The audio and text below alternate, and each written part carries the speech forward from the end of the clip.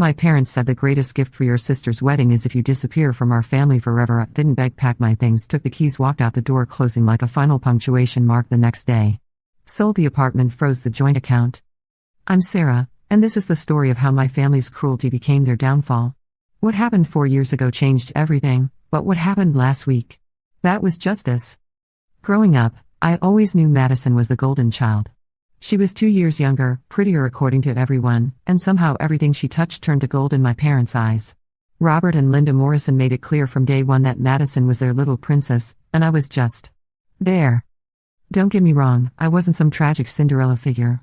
I had friends, decent grades, and eventually built a successful career in marketing. But no matter what I accomplished, it never seemed to measure up to Madison's effortless perfection. When I graduated summa cum laude from college, they threw me a small dinner. When Madison got accepted to community college, they threw a party for 50 people. The pattern continued into our 20s. I landed a 6-figure job at a prestigious firm, bought my own condo, traveled to 15 countries. Madison bounced between part-time jobs and moved back in with our parents twice. Guess who got praised for being family-oriented while I was criticized for being too independent and career-focused? But I kept trying. I kept showing up to family dinners, kept sending thoughtful gifts for birthdays and holidays, kept hoping that someday they'd see me as worthy of their love and respect. I was an idiot. The breaking point came 4 years ago when Madison announced her engagement to Trevor, some guy she'd been dating for 8 months. You'd think she discovered the cure for cancer based on my parents' reaction. Immediately, wedding planning consumed our entire family's existence. Every conversation revolved around Madison's dress, Madison's venue, Madison's flowers, Madison's guest list. I offered to help with planning, offered to pay for parts of the wedding since I knew money was tight for them. Madison barely acknowledged my offers, and my parents acted like I was being intrusive. But I pushed down the hurt and kept trying to be supportive. 2 weeks before the wedding, everything imploded. I was at my parents' house helping with some last-minute decorations when Madison had a complete meltdown. Apparently, some distant cousin had RSVP'd yes and was bringing A+1, which meant they were 1 chair short at the reception. She was sobbing dramatically about how her perfect day was ruined. Maybe some people just won't come, I suggested reasonably. It happens at every wedding. Madison whipped around and glared at me with pure venom. This is all your fault. If you weren't taking up space, we'd have enough room for everyone important. I stared at her, confused. What are you talking about? I'm your sister. Barely, she spat. You don't even feel like family anymore. You're just this awkward presence that makes everyone uncomfortable. The words stung, but I tried to stay calm. Madison, you're stressed about the wedding. Let's just figure out the seating. No. She screamed. I'm sick of pretending. I'm sick of having you at family events where you just hover around looking miserable and making everyone else feel bad for having fun. My parents, Robert and Linda, had been watching this exchange in silence. I turned to them, expecting them to tell Madison she was being cruel, that she was out of line. Instead, my father cleared his throat uncomfortably. Sarah, honey, maybe Madison has a point. The room went dead silent except for Madison sniffling. Excuse me? I whispered. My mother, Linda, wouldn't meet my eyes. You have to admit, you've always been difficult. At family gatherings, you never seem happy. You make comments about our traditions, you don't participate in conversations. I participate plenty, I said, my voice stronger now. Just because I don't squeal over every little thing doesn't mean I'm difficult. See? Madison pointed at me triumphantly. Even now you're being defensive and negative. Robert stood up and walked over to me. For a moment, I thought he was going to comfort me, to tell Madison she was being ridiculous. Instead, he put his hands on my shoulders and looked me dead in the eyes. Sarah, we've been talking, and we think maybe it would be better if you didn't come to the wedding. The world tilted sideways. What? Just hear us out, Linda said quickly.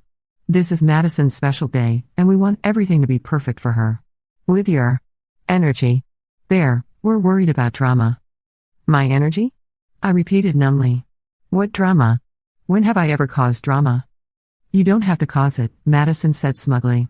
You just bring this cloud of negativity wherever you go. People can feel it. I looked between the three of them, these people who were supposed to love me unconditionally, and I saw the truth written on their faces. They didn't just want me gone from the wedding. They wanted me gone, period. Fine, I said quietly. If that's how you feel, I won't come to the wedding. Good, Madison said with obvious relief. But Robert wasn't done. He exchanged a look with Linda, and I saw some kind of silent communication pass between them. Then he took a deep breath. Actually, Sarah, we've been thinking about this for a while now. Maybe it would be better for everyone if you took a step back from the family entirely. What does that mean? I asked, though I was pretty sure I knew. Linda finally looked at me, her eyes cold as winter. It means that the greatest gift you could give your sister for her wedding is if you just disappeared from our lives. Forever. The silence stretched between us like a chasm. Madison was watching me with anticipation, waiting for me to break down and beg them not to cast me out. My parents looked uncomfortable but determined, like parents who were putting down a sick pet for its own good. But I didn't break down. Something inside me just clicked off. Okay, I said calmly. They all looked surprised. Madison's face fell slightly, like she'd been deprived of a show she was looking forward to. Okay? Robert repeated. Okay. If that's what you want, that's what you'll get. I walked over to the coat closet and grabbed my jacket. I need to get something from upstairs. I went up to my childhood bedroom, where I kept a few personal items in the closet, and grabbed a small wooden box that contained some jewelry my grandmother had left me. My real grandmother, Linda's mother, who had actually loved me. Then I walked back downstairs to where my family was still standing in the living room, looking uncertain now. I'll need a few days to arrange some things, I said in the same calm tone. But you'll get your wish, Sarah, Linda started, but I held up my hand. No, you've made yourselves very clear. Madison wants me gone, and you two agree. So I'll be gone. But just so we're all clear on what's happening here, you're choosing to lose a daughter who has never done anything but try to love you, because your other daughter throws tantrums when she doesn't get her way. Madison opened her mouth to protest, but I kept talking. I'm not going to argue with you or try to change your minds. You've shown me exactly how much I mean to this family, and I believe you. So consider this goodbye. I walked to the front door and turned back one last time. Oh, and Madison? Congratulations on your wedding. I hope it's everything you dreamed of. Then I walked out, closing the door behind me like the final punctuation mark on a sentence I never wanted to finish writing. The next day, I started making calls. First, I called the real estate agent who had helped me buy my condo 3 years earlier. The market was hot, and my place was in a desirable area. She thought we could have it listed and sold within a month. Then I called my bank. See, here's something my family didn't know about me. I was actually much better with money than they'd ever realized. While Madison had been bouncing between jobs and running up credit card debt, I'd been building a substantial savings account and investment portfolio. But there was one account that was going to be a problem, the joint account I shared with my father. We'd opened it years ago when I was in college, meant for emergency purposes. Over the years, it had become the account my parents used for family expenses, vacations, holiday gifts, home repairs. I'd been the primary contributor to it, depositing money regularly because I wanted to help my family. There was currently about $47,000 in that account. I called the bank and explained that I needed to withdraw my contributions from the joint account immediately. Since I was the primary contributor and could document the deposits, I was able to withdraw $45,000 of my own money, leaving just $2,000 that represented their contributions over the years. The bank representative explained that this would trigger an automatic hold on the remaining funds for 72 hours while they verified the transaction. Perfect. Madison's wedding was in 8 days, and they'd need that money for final vendor payments in the next few days. By day 3 after our confrontation, I put my condo on the market and it already had 2 interested buyers. I'd also started applying for jobs in other cities. Seattle looked promising. I had contacts there from my current company's Seattle office, and they'd been trying to recruit me for months to transfer. My phone had been ringing constantly since the day after I left my parents' house. First it was Linda, leaving concerned voicemails about how I was overreacting and we should talk this through as a family. Then Robert, trying to take a firmer tone and telling me I was being childish and spiteful. Then Madison, alternating between apologies that sounded fake and accusations that I was trying to ruin her wedding with drama. I didn't answer any of their calls. On day 5, Linda showed up at my office. She looked haggard and desperate, which was unusual for my always perfectly put-together mother. Sarah, we need to talk, she said when she cornered me in the lobby during my lunch break. No, we don't, I replied calmly. You made it very clear that you don't want me in your lives. I'm respecting that wish. I didn't mean forever, she said, grabbing my arm. We were all upset about the wedding stress, but your family. This is ridiculous. I gently removed her hand from my arm. I'm not family, Linda. You made that very clear. Madison said I barely count as her sister, and you and Robert agreed that everyone would be happier if I just disappeared. So that's what I'm doing. You can't just disappear. You're our daughter. Funny, it didn't sound that way when you were all telling me to get out of your lives. Linda's eyes filled with tears, but I felt nothing. It was like watching a stranger cry. The wedding is in a week, she said desperately. Madison wants to invite you after all. She realizes she made a mistake.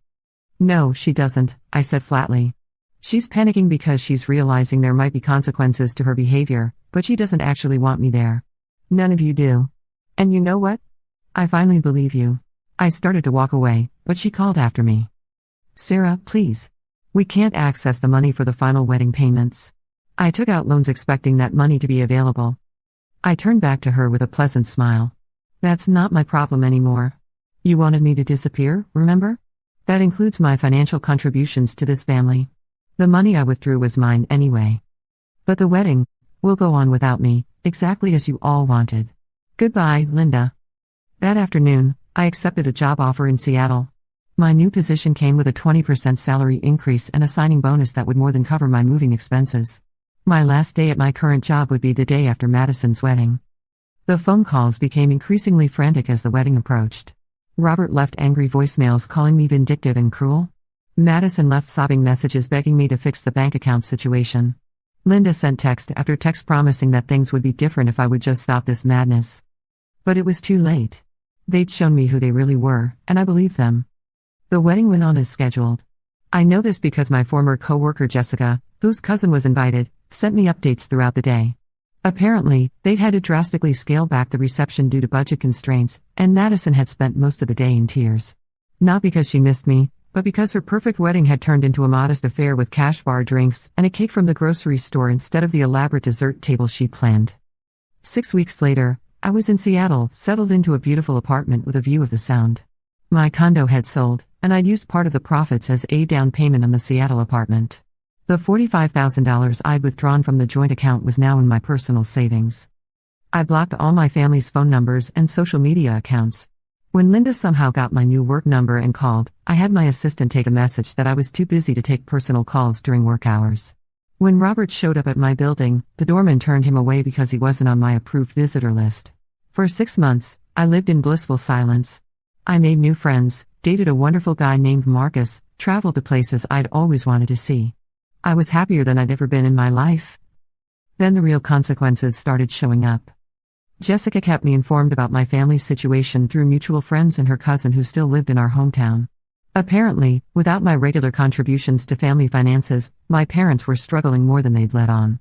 They'd taken out loans to pay for Madison's wedding, expecting to pay them back with money from the joint account that they no longer had access to. Madison's marriage was rocky from the start. Trevor, it turned out, had expected to marry into a family with money, and was not pleased to discover that the financial stability he'd observed was largely dependent on my contributions. When Madison couldn't contribute financially to their household because she couldn't hold down a steady job, the fight started. But the real kicker came 14 months after I'd left, when Linda's father, my grandfather, passed away suddenly. He'd been the family patriarch, the one person who'd always been kind to me and made me feel valued during family gatherings. His will was read 2 days after the funeral I wasn't informed about. Jessica called me that evening, practically vibrating with excitement. "Sarah, you need to sit down for this," she said. "Why? What happened?" "Your grandfather left you everything." I nearly dropped the phone. "What do you mean, everything?" "I mean everything. The house, the investments, the life insurance payout, even his classic car collection." Madison got $5,000 and a letter saying he hoped she'd learn the value of treating family better. "Your parents got nothing except a note saying they'd shown their true character and he was disappointed in them." The inheritance was worth close to $2 million. Apparently, my grandfather had been paying attention during those final family gatherings before I'd left. He'd witnessed how they treated me, how they dismissed my contributions and took my presence for granted. In his final months, he quietly changed his will and left me a letter explaining his decision. The letter was forwarded to me through his lawyer. In it, he wrote about how proud he was of the woman I'd become, how he'd watched me handle my family's rejection with grace and dignity, and how he wanted to make sure I had the resources to build whatever life I chose for myself. He also mentioned that he hoped someday my family would realize what they'd lost, but that I shouldn't wait for that day to be happy. Reading that letter was the first time I'd cried since the day I'd walked out of my parents' house. Of course, my family's reaction was predictable. The phone calls started again, from numbers I hadn't blocked. Text messages from mutual acquaintances, trying to guilt me into sharing the inheritance because families should stick together. Madison even had the audacity to send me a message through a friend saying that Grandpa obviously hadn't been thinking clearly in his final days and the ethical thing to do would be to split the money evenly. I didn't respond to any of them. Instead, I used a portion of the inheritance to put a down payment on a beautiful house in the hills outside Seattle, and invested the rest wisely. I also donated $50,000 to a charity that supported estranged adult children, because I'd learned I wasn't alone in my experience. For the next 2 years, I lived my life peacefully. I got promoted twice, Marcus and I got engaged, and I built chosen family with people who actually valued me. My former family seemed to accept that I was never coming back to them. During this time, Jessica continued to be my unofficial source of information about my family's deteriorating situation. She didn't seek out this role, but given that she lived in the same small town and her social circles occasionally overlapped with theirs, she inevitably heard things. And honestly, I think she found the whole situation fascinating from a psychological perspective. "Your sister got fired from another job," Jessica told me during one of our monthly catch-up calls. Apparently she was caught using company time to plan some kind of side business selling essential oils. I wasn't surprised. Madison had always been the type to look for get-rich-quick schemes rather than putting in actual work. "How's Trevor handling it?" "Not well. My cousin saw them having a screaming match in the grocery store parking lot last week. Something about money and responsibility." Jessica paused. "Sarah, I have to ask, do you ever feel bad about how things turned out for them?" It was a question I'd asked myself many times over the past 2 years. Did I feel guilty that my absence had contributed to their financial struggles? Did I regret not being there to help Madison through her obvious personal issues? The answer was always the same: no. They made their choice, I told Jessica. They decided they'd be happier without me, and they're getting exactly what they asked for. The fact that they're not as happy as they expected isn't my responsibility. But Jessica's updates painted a picture of a family in steady decline. Robert had been forced to take early retirement when his company downsized, and his pension wasn't as substantial as he'd hoped. Linda had gone back to work part-time at a department store, something she clearly found humiliating given how much pride she'd always taken in being a lady of leisure. Madison's marriage was crumbling, and without my financial safety net, my parents were struggling to help her the way they always had. The house, the family home where I'd grown up, was starting to show signs of deferred maintenance. Jessica mentioned seeing peeling paint and an overgrown lawn whenever she drove past. Little things that added up to a picture of people who were just barely keeping their heads above water. Meanwhile, my life in Seattle was flourishing in ways I'd never imagined possible. The promotion I'd received 6 months after the inheritance came with a leadership role that challenged me in the best possible ways. I was managing a team of 12 people and overseeing marketing campaigns for major tech companies. My colleagues respected my expertise and valued my input, something I'd never fully experienced before. Marcus and I had bought a cabin in the mountains where we spent weekends hiking and planning our future together. He was everything my family had never been: supportive, encouraging, genuinely interested in my thoughts and feelings. When I told him about my childhood, about how I'd always felt like I was competing for scraps of attention and affection, he was horrified. "They treated you like you were lucky to be included," he said one evening as we sat by the fireplace in our cabin. "But Sarah, you're not lucky to be included anywhere. People are lucky to have you." It sounds simple, but hearing those words from someone who genuinely meant them was revolutionary. For the first time in my life, I understood what it felt like to be valued not for what I could provide or how little space I took up, but simply for being myself. I also started therapy during this period, something I'd been avoiding for years because I'd convinced myself that my family problems weren't serious enough to warrant professional help. Dr. Martinez helped me understand the patterns of emotional manipulation and scapegoating that had defined my childhood, and more importantly, she helped me see that my decision to cut contact had been an act of self-preservation, not selfishness. "Healthy families don't tell their children to disappear forever," she said during one of our sessions. "The fact that you were able to recognize how toxic that dynamic was and remove yourself from it shows remarkable emotional intelligence and strength."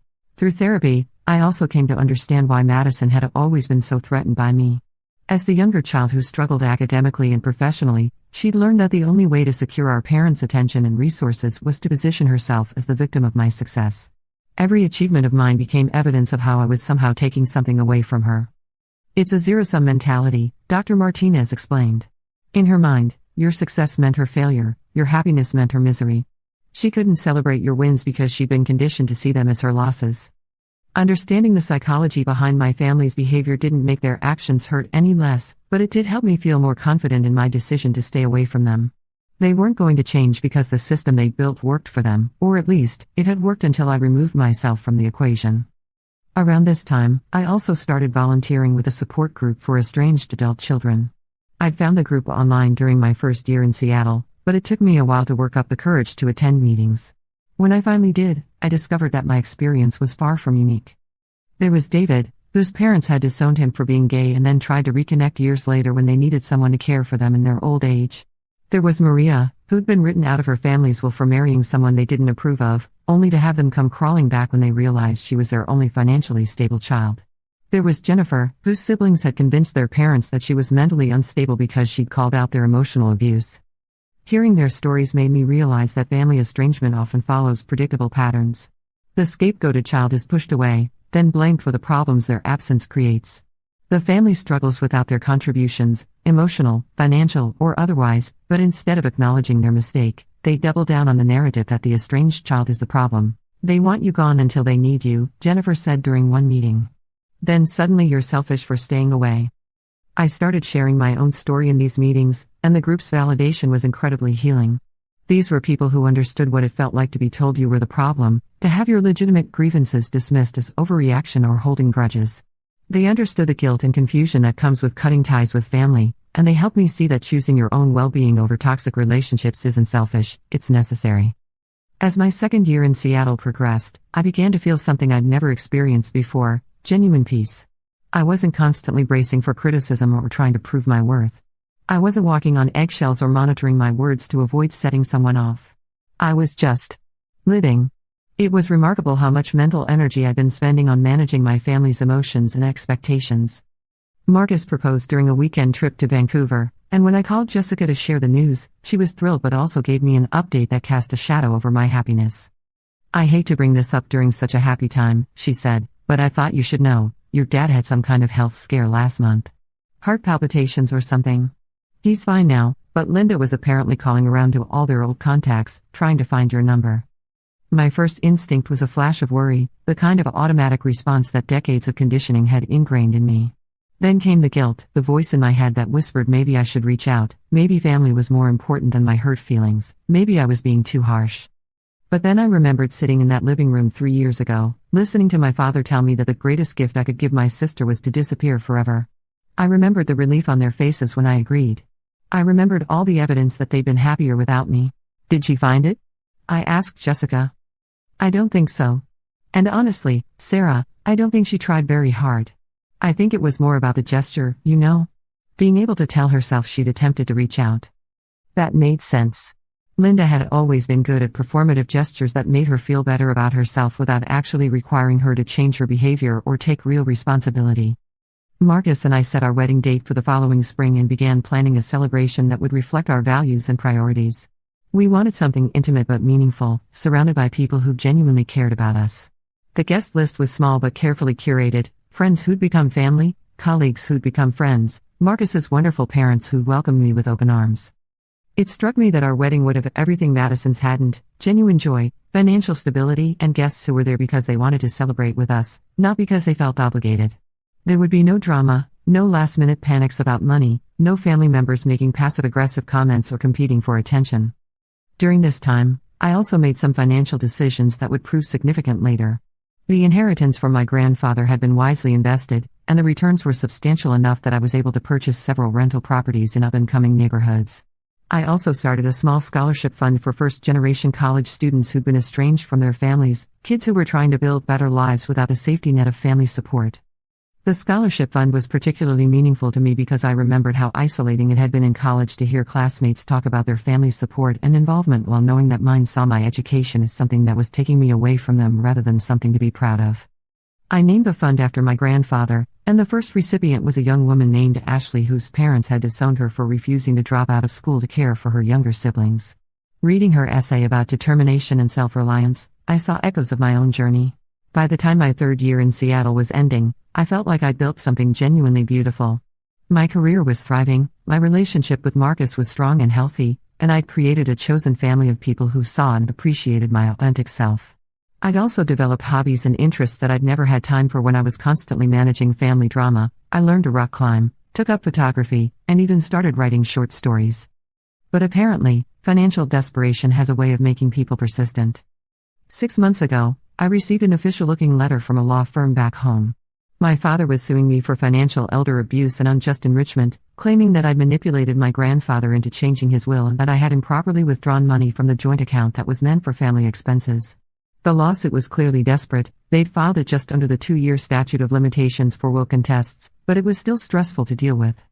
Even worse, Madison had joined the lawsuit, claiming that my abandonment of the family had caused emotional distress that led to her depression and job instability. Yes, she and Trevor had divorced, and she was trying to claim that it was somehow my fault because my absence had created family instability. The legal documents were full of lies and manipulations. They painted me as a vindictive daughter who had cruelly cut off contact with my loving family over minor disagreements. They claimed I'd improperly taken money that was meant for family emergencies and used it to spite them. They even suggested that I'd somehow coerced my grandfather into changing his will while he was grieving my absence. Reading those papers, I felt that same cold click that had happened 3 years ago when they told me to disappear forever. It was time for the nuclear option. I'd kept records of everything, you see.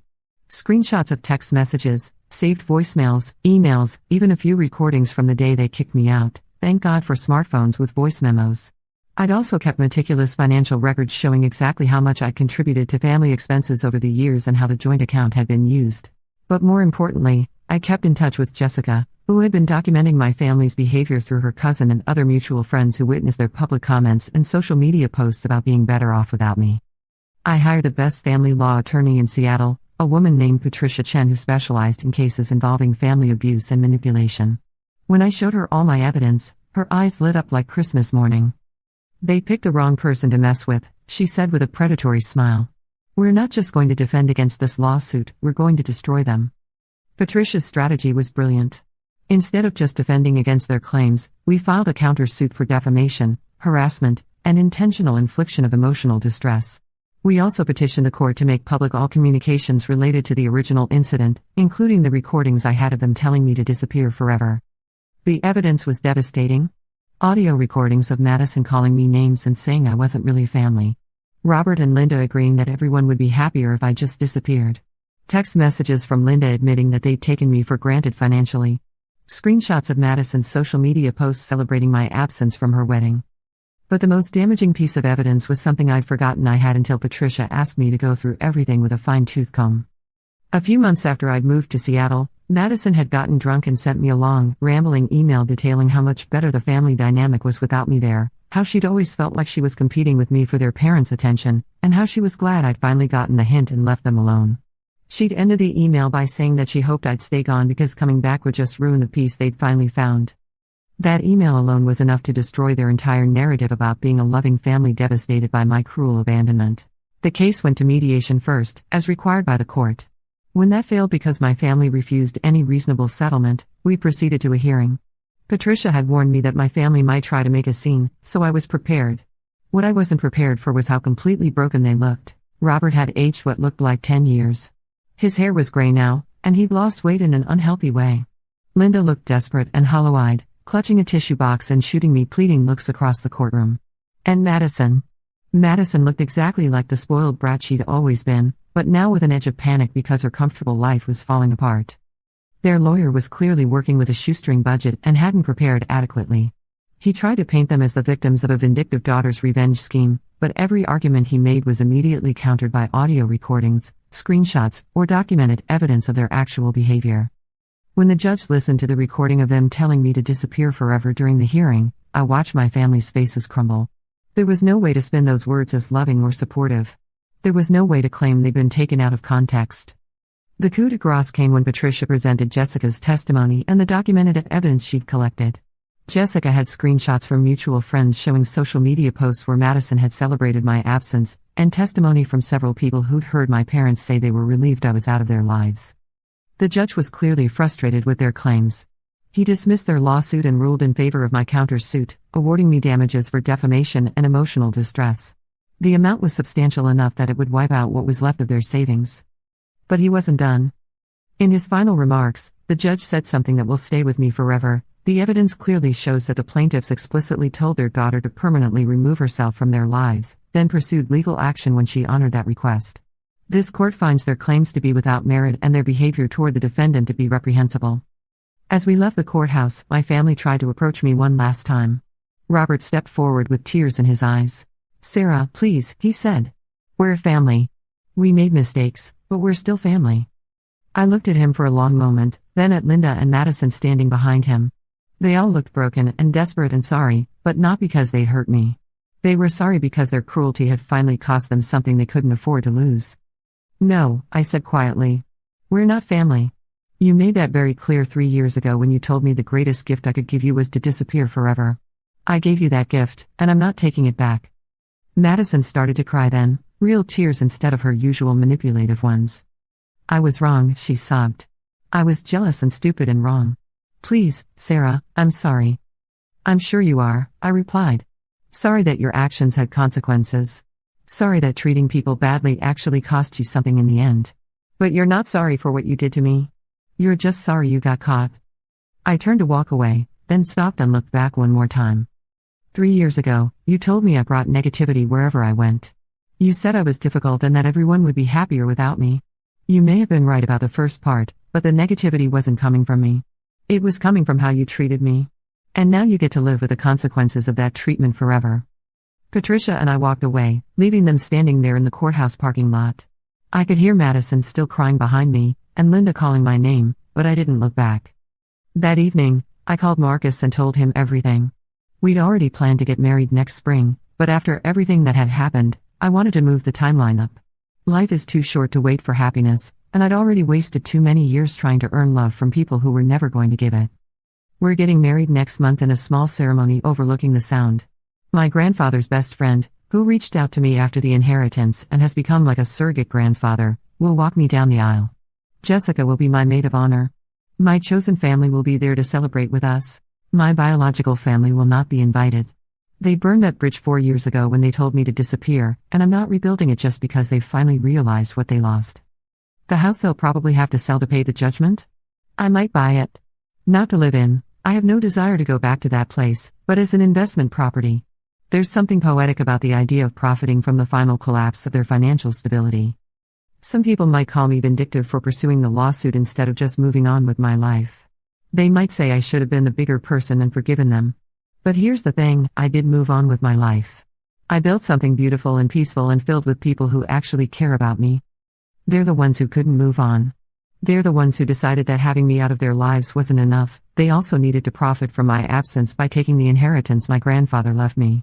They're the ones who dragged me back into their drama with lies and legal manipulation. I didn't seek revenge. I sought justice. And sometimes, those two things look exactly the same.